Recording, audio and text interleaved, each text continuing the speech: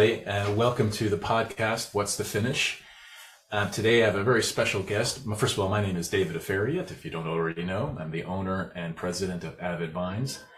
And today we have a very special guest, and I'm delighted to transfer and speak more of the language that I love, Français. And in doing so, we will subtitle this episode, and it will be available on YouTube. And if you care to listen to it as a podcast, be prepared to sharpen your skills in speaking French. So, on passe à la française. Et c'est mon plaisir de faire l'introduction de Simon Milécan, qui vient de Lille, juste au nord de Paris, et qui est notre bienvenue pour cet épisode de What's the Finish podcast. Bienvenue, Simon. Comment allez-vous? On va passer au tutoyer, mais comment vas-tu? Déjà, merci David pour l'introduction et je vais très très bien, très content et ravi d'être avec toi aujourd'hui. Merci, c'est mon plaisir également. Et donc, c'est une petite conversation parce que on partage les mêmes passions, surtout bien évidemment sur le vin, mais aussi la cuisine et la manière dans laquelle c'est bien évidemment que le français montre au monde la manière dans laquelle il faut bien apprécier les deux. Donc, peut-être parlons un petit peu de votre histoire avec le vin et cette mariage avec la cuisine pour toi. Ouais. Alors moi, mon intérêt pour le vin, parce qu'avant d'être une passion, c'était un intérêt déjà.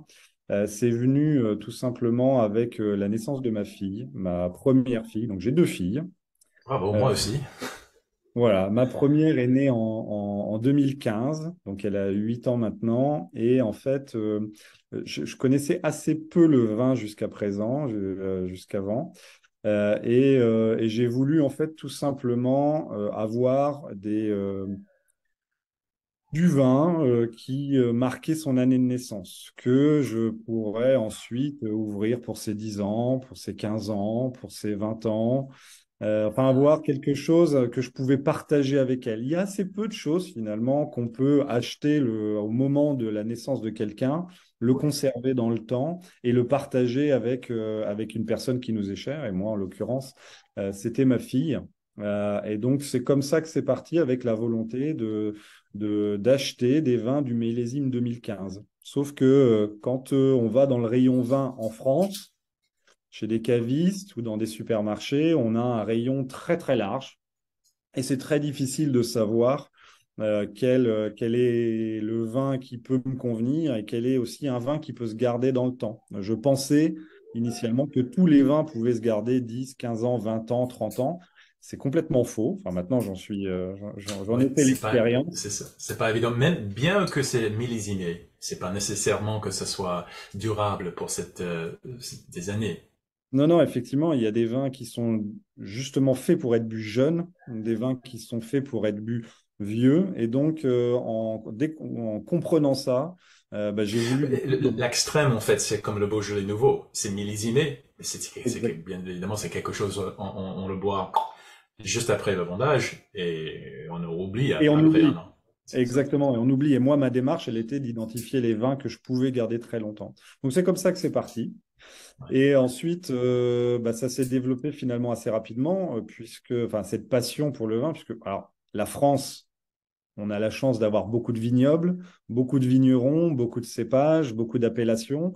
Un monde très complexe, un monde impressionnant qui fait peur, d'ailleurs, au début, quand on ne connaît pas le monde du vin.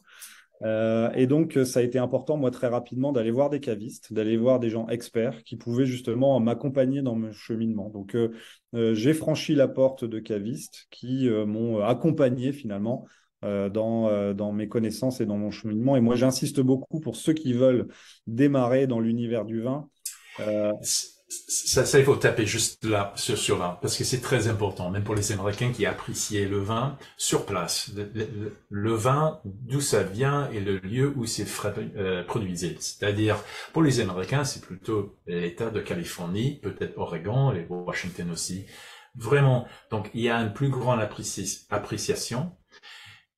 pour créer les fans de la domaine ou du château, c'est bien l'accueil qui se fait pour les gens qui arrivent sur place, hein, plutôt que le pire, c'est que le pire, c'est devant les étagères de supermarché comme Casino, n'importe quoi, en disant alors là, celui-là ou celui-là, il y a un petit animal là sur l'étiquette, bah je le prends.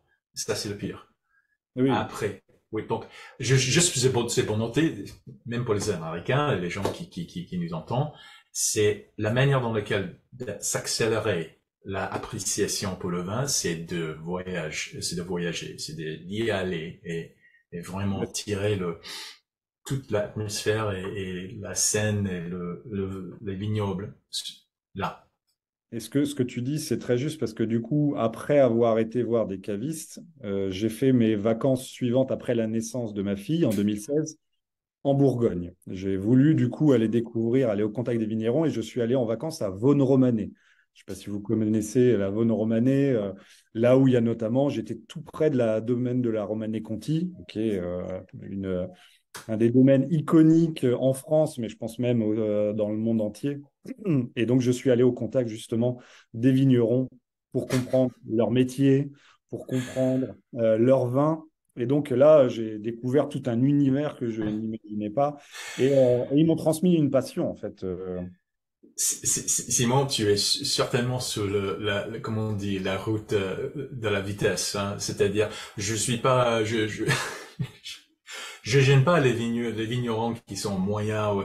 J'y vais juste au top, hein, juste au bout avec ce Exact. domaine, pour m'en est compté Exactement. comme ça. Alors, je ne l'ai pas visité, hein. J'étais à côté, mais je suis allé à Vaune-Romanée. Je suis allé dans ce qu'on appelle la Côte de Nuit, donc qui est toute une route où il y a Gevrey-Chambertin, où il y a Moret-Saint-Denis, enfin des très belles appellations. Et j'ai commencé par des domaines modestes. On n'est pas Ah, obligé d'accord. au début d'aller tout de suite vers les grands noms, d'ailleurs, qui sont très chers aussi. On peut aussi commencer avec des vignerons un peu plus modestes, qui sont plus faciles d'accès, hein. Aller au domaine de la Romanée-Conti, c'est très difficile. On n'y accède pas comme on veut. Et il y a tout un tas de vignerons qui sont plus faciles d'accès, qui ont une envie aussi de se faire connaître et de diffuser leur vin et leur passion. Et j'ai commencé comme ça et à découvrir un univers absolument passionnant, quoi. Et depuis, je pense que toutes les vacances que j'ai faites, ça a été dans des régions viticoles en France. Donc, je suis allé ensuite à Châteauneuf-du-Pape. Ensuite, j'ai fait des vacances à Saumur, donc où il y a le Saumur-Champigny. Je suis allé en Amboise, appellation Touraine. Enfin, j'ai fait plusieurs endroits pour découvrir aussi la richesse, la diversité du vin. Et c'est comme ça, As-tu visité, finalement, que... as-tu Oui, visité cet endroit à Dijon, l'Hôtel Dieu, qui est là à oui, Dijon et même oui. au Saulieu? Oui. Oui, ouais, ouais, effectivement. Alors, Saulieu, non, j'y suis pas allé, mais par contre, oui, j'ai visité des endroits, l'Hospice de Beaune aussi. Et L'Hospice de après, Beaune, pardon, exactement.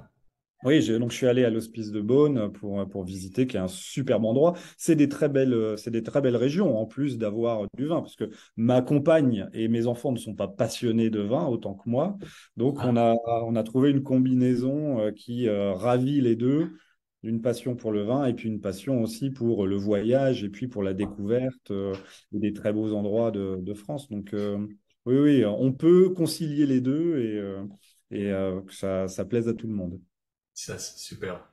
Hmm. Ah, Et bon.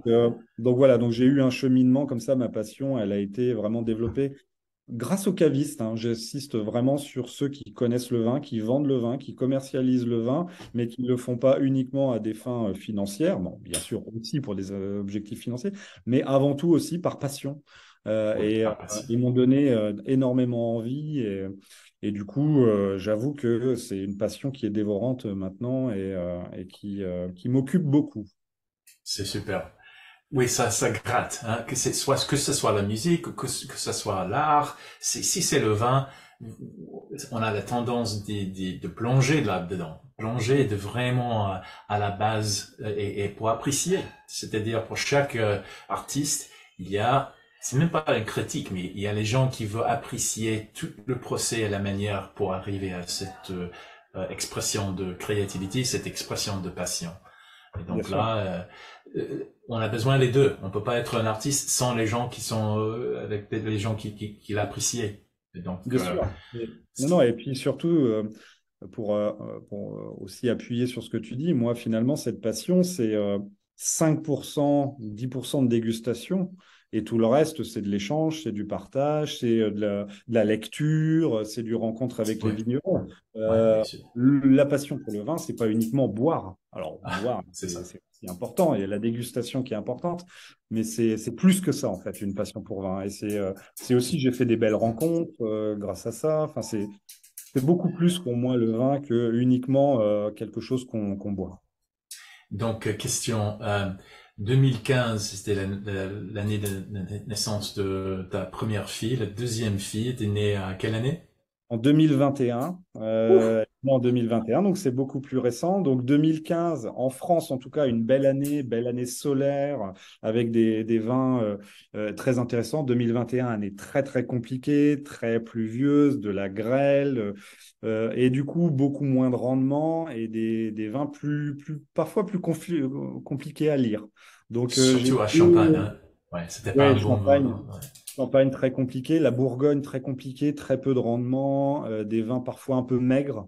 Ouais, ouais, c'est deux millésimes très différents. Donc, j'ai plus de difficultés effectivement à trouver des vins de garde sur 2021, mais j'en trouve en fait. Et j'ai aussi du coup des belles découvertes, notamment en Loire. Il y a des très très beaux vins en Ah, Loire en oui. 2021. Et dans le sud de la France, le Roussillon, le Languedoc. Mhm. Puis quelque chose qui aussi marche toujours, quel que soit le millésime, c'est les liquoreux. Les sauternes, les beaux sauternes, les beaux liqueurs. Oui, c'est ça. Ça, il y a souvent une constance. Les gens les oublient et pourtant, c'est des très beaux vins et des vins de garde. Alors là, il n'y a C'est ça. aucun problème pour les garder. Et je sais que le vendage de 2021 en Californie, c'était très très bien, ou même en Espagne. Donc, elle sera peut-être, grâce à Dieu, une fille du monde, hein, qui voyage et qui aura ah oui, qui va Ouais, passer. ouais. C'est ça. Mais j'espère pour Donc, elle. exactement. Voilà, très bien. Euh, Impeccable. Donc, parlons un petit peu de cette mariage. On comprend bien la passion pour le vin. Et maintenant, le vin, c'est toujours dans le contexte, hein, le contexte de connaissance, le contexte de voyage, d'avoir vu et parlé avec le vigneron et tout ça, bien évidemment.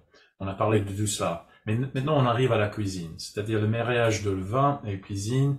Et pour moi, c'est comme des vêtements, hein. La manière dans laquelle on s'habillait, c'est la même manière qu'on créait une expérience avec. On porte des pantalons de quelle couleur? Cette couleur. On porte une chemise de autre avec une pattern et tout ça. Ça tombe bien. C'est bien la même sûr. chose avec le vin et la cuisine. Et parlons un petit peu de quel est votre pairing préféré. Ouais, c'est une bonne remarque. Alors, effectivement, en France, nous, les plaisirs de la table, c'est un C'est bon ça. plat et c'est un bon vin. Ça fait partie même du patrimoine mondial de l'UNESCO. C'est quelque chose auquel on est très attaché. Et j'ai parlé de ma passion pour le vin, mais j'ai aussi une passion pour la cuisine. C'est moi qui cuisine à la maison tous les jours et j'adore ça et donc j'y passe beaucoup de temps. Moi, j'ai beaucoup d'associations qui me viennent en tête et que j'adore. J'aime par exemple bien la cuisine asiatique épicée avec des très beaux Riesling. Alors, je connais plus particulièrement les Riesling d'Alsace, mais je sais qu'il y en a aussi de très beaux dans d'autres pays. Et moi, l'association entre cuisine épicée et le Riesling qui va développer des arômes justement de curry, notamment quand il y a un petit peu d'âge, ou des arômes pétrolés qui se marient très bien avec ces plats-là. Moi, ça, je suis absolument, absolument fan. J'adore aussi une association qui, je trouve, va très bien. Alors, nous, on a le bœuf bourguignon. Je ne sais pas si c'est très connu partout. Enfin, c'est des ragoûts, on va dire, de bœuf, avec une association avec un Châteauneuf-du-Pape, avec un peu d'évolution, qui a un peu d'âge. Là, on arrive sur des arômes de truffes, des arômes mentholés qui se marient parfaitement avec ces arômes-là. Moi, je suis absolument fan. Et un dernier accord que j'aime beaucoup, c'est un liquoreux, un vin donc sucré avec du chocolat, un chocolat plutôt noir. J'aime pas le sucre sur le sucre, donc plutôt un vin avec de l'amertume, avec un vin doux sucré. J'adore ces associations-là. Après, je pourrais parler de plein d'autres associations, mais celle-là me parle vraiment, vraiment particulièrement. Ouais. Très bien. Si, remarque, il y a Euh, aussi un accord auquel je n'ai pas parlé, mais que je fais très souvent. C'est un vin blanc sec avec des huîtres. Bien sûr, Donc même du ça, champagne. ah, ou même du champagne. Champagne, ça c'est absolument excellent avec des huîtres, le côté frais du champagne qui vient rappeler justement le côté aussi très frais de l'huître, l'iode qui se dégage, le sel qui peut aussi parfois rappeler ce qu'on va avoir dans un beau champagne avec une légère salinité.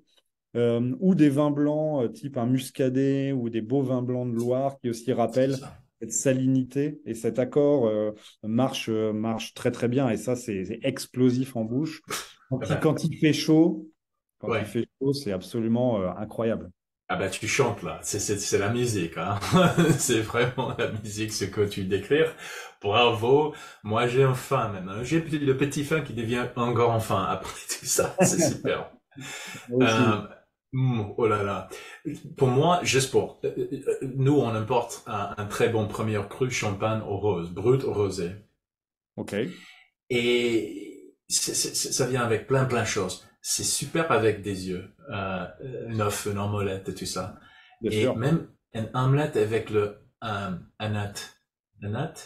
Oui, L'épice, le anat.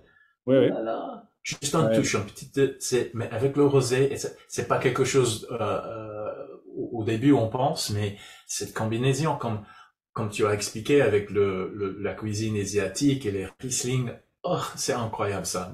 Et la oui. cuisine thaï ouf, Ouais, c'est très incroyable. bon. Et Super. sur les champagnes, il faut pas hésiter, je trouve, à aller aussi avec des plats ou des desserts qui sont un peu gras, parce que le champagne a cette bulle, a cette acidité qui lave le palais et qui nettoie le palais, et du coup qui arrive à faire que un plat gras ou un plat un peu riche ou le soit moins. Donc ça, un match parfait. C'est ça. Et ça, c'est vraiment important. Et je pense qu'on peut terminer sur ce sujet-là, sur ce point-là. C'est-à-dire que ça lave. J'ai bien, c'est une bonne explication en français. Maintenant, j'ai appris même à comment décrire cette tendance ou cette expérience en français. C'est-à-dire, Mhm. ça lave la palate, Exactement. l'acidité. Hein. Oui. Et le effet, le résultat, c'est que normalement, il y a une tendance que le 10e lèche de glace, un boule de glace, c'est pas le même que le premier. Parce Tout à que fait. ça diminue à chaque fois, voilà.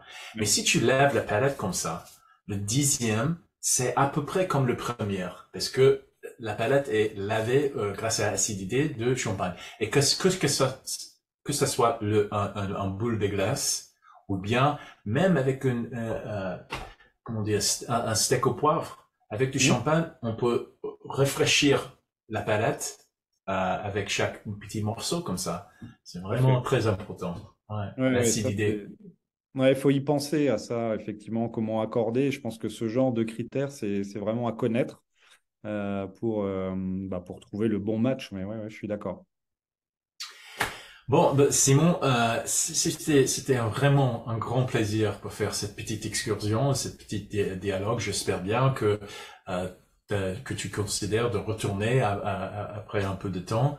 Et certainement, la prochaine fois que je passe à Lille, on se voit. Hein. C'est vraiment un plaisir d'avoir cette connexion et de Ouais. connaître comme ça. De même. Et puis, j'ai vécu plus de 3 ans aux États-Unis, dans l'État de Rhode Island. Et donc, ce sera beaucoup de plaisir, du coup, à parler à des auditeurs américains. Ça me rappelle les années où je suis passé là-bas.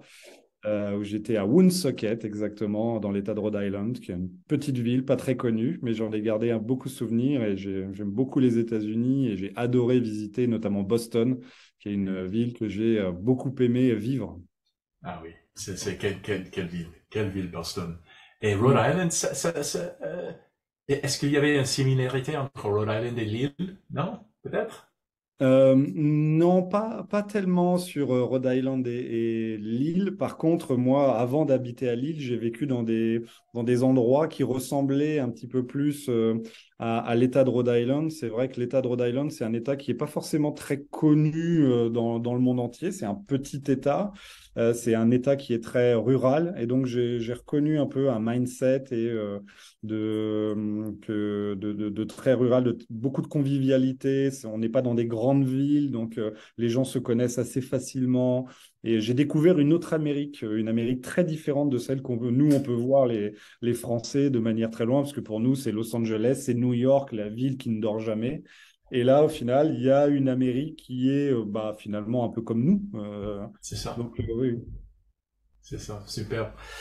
Ok, bah Simon, merci encore et à très bonne continuation et surtout avec le bon vin à table, avec la bonne cuisine et les amis. Merci. Merci à toi, David.